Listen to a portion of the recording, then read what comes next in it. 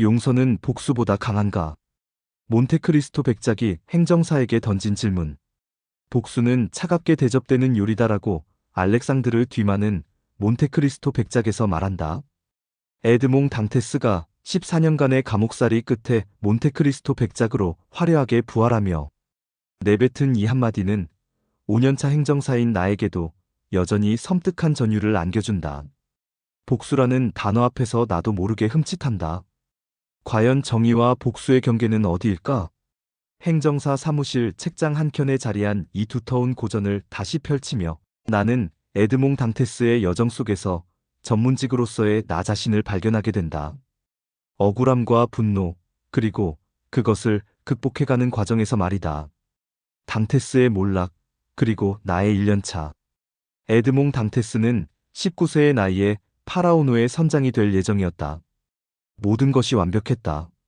사랑하는 메르세데스와의 결혼을 앞두고 있었고 밝은 미래가 기다리고 있었다.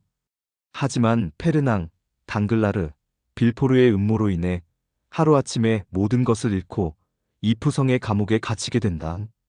행정사 1년차, 나도 당테스만큼이나 순진했다. 법학을 전공하고 행정사 시험에 합격한 것만으로도 세상의 모든 불의에 맞설 수 있을 거라 생각했다.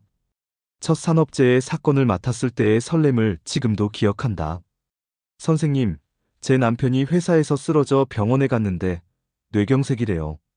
다른 전문가분들과 상의했는데 모두들 산재가 어려울 것 같다고 받아주질 않아요. 50대 중반의 아내가 눈물을 글썽이며 말했다.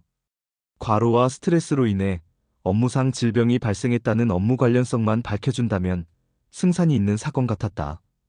하지만 현실은 달랐다. 뇌심혈관계 질병의 업무 관련성 입증은 생각보다 복잡했고 의학적 소견서 확보는 어려웠으며 의뢰인은 갈수록 조급해했다. 병우가, 너는 정말 이 일을 해낼 수 있겠니? 그때 처음으로 나 자신에게 물었다. 당테스가 감옥에서 절망했듯이 나도 현실의 벽 앞에서 좌절감을 맛보았다. 파리아 신부와 멘토, 그리고 2년차의 깨달음. 이프성에서 당테스는 파리아 신부를 만난다.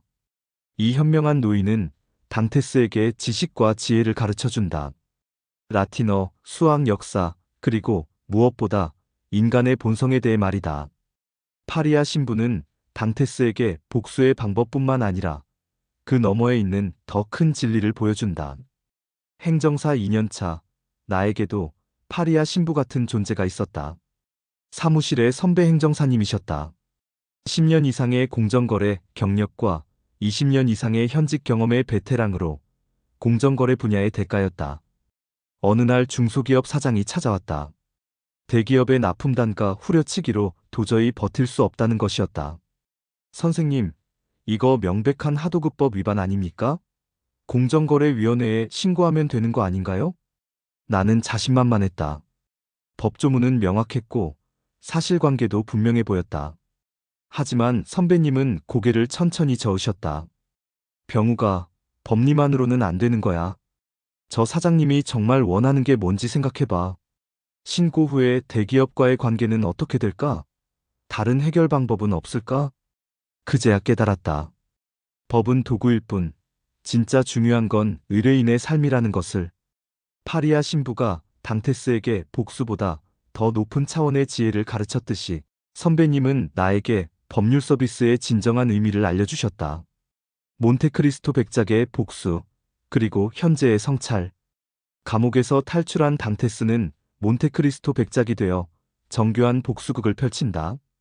페르낭은 명예를 잃고 자살하고 당글라르는 재산을 모두 잃으며 빌포르는 가족을 잃고 미쳐버린다. 하지만 복수의 끝에서 백작이 얻은 건 무엇일까? 공허함과 허무함뿐이었다. 작년 나에게도 비슷한 순간이 있었다. 2년간 끌어온 하도급 분쟁 사건으로 하청업체 대표를 도와 싸웠다. 대기업의 갑질에 분노했고 복수심마저 느꼈다. 현재 거의 막바지 결론만 남겨놓은 상태이다.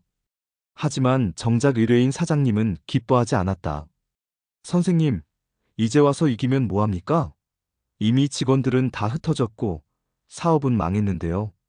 그 순간 몬테크리스토 백작의 심정을 이해할 것 같았다. 복수의 완성이 곧 승리는 아니라는 것을, 진짜 중요한 건 사람을 살리고 삶을 회복시키는 것이라는 깨달음이었다. 용서와 구원, 행정사의 사명.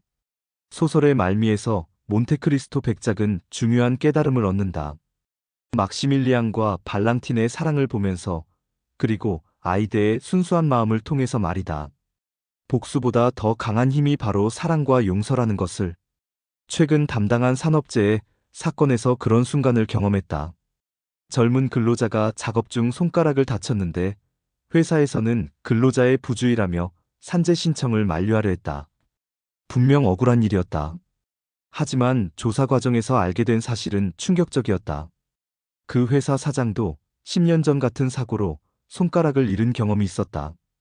당시에는 제대로 된 보상도 받지 못했다고 했다.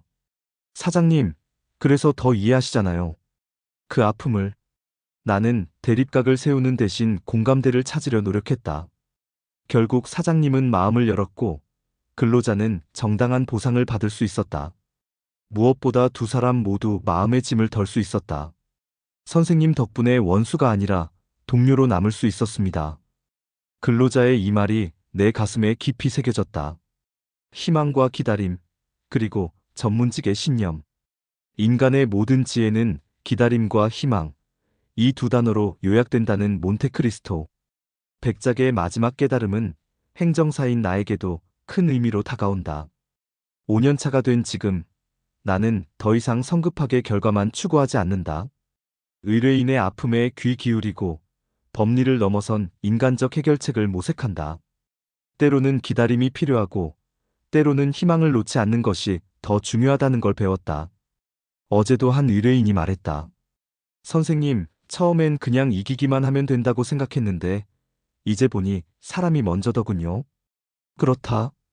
몬테크리스토 백작이 14년간의 감옥살이 끝에 얻은 진정한 보물은 몬테크리스토 섬의 제보가 아니라 인간에 대한 깊은 이해였다. 행정사로서의 내 보물도 마찬가지다. 수많은 사건과 의뢰인을 만나면서 쌓아온 사람에 대한 믿음과 이해, 그것이야말로 진짜 전문성이 아닐까? 병우가, 너는 어떤 행정사가 되고 싶으냐? 오늘도 나는 스스로에게 묻는다. 복수의 칼날을 휘두르는 복수자가 아니라 정의의 저울을 든 조력자로서 말이다. 몬테크리스토 백작이 마지막에 선택한 것처럼 나도 증오보다는 사랑을, 복수보다는 희망을 선택하고 싶다. 의뢰인들의 고뇌 속에서 길을 찾아주는 것, 그것이 바로 행정사로서의 나의 사명과 일맥상통한다는 생각이 든다. 앞으로도 계속 그런 행정사가 되기 위해 노력할 것이다. 세상의 모든 지혜는 기다려라. 그리고 희망을 가져라. 이 두 마디 말 속에 담겨 있다. 마이너스 알렉상드르 뒤마, 몬테크리스토 백작.